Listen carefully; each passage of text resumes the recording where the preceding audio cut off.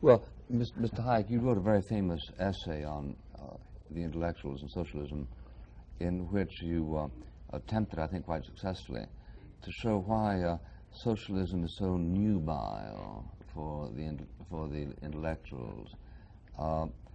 What is that thesis of yours, and do you still defend it? You know, certainly, yes. Well, it's a very interesting story intellectually.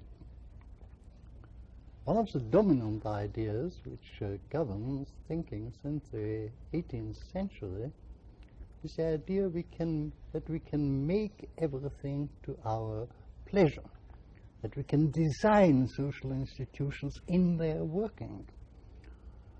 Now, that is basically mistaken.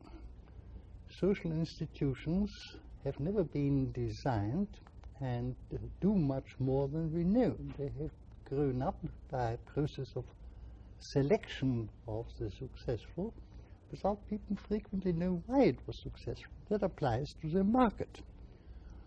The market is I was going to say most ingenious, but ingenious without having been designed, instrument which enables us to utilize knowledge which is distributed among hundreds of thousands of people.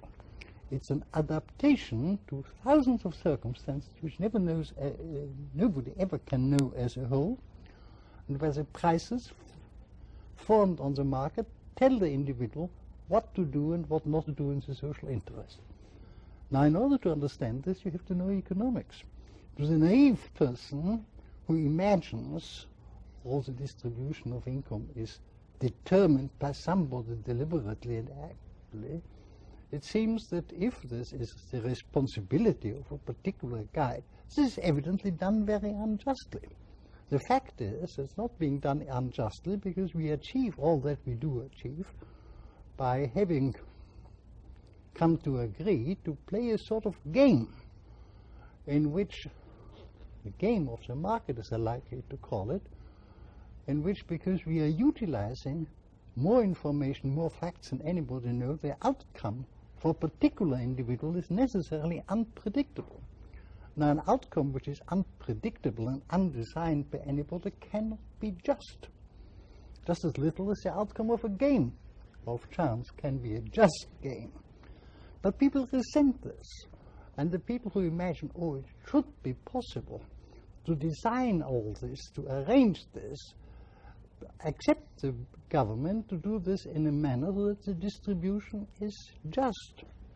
Now, that is literally impossible, because it would require that all this widely dispersed information about particular facts and particular circumstances and particular gifts can be used and controlled by a central authority.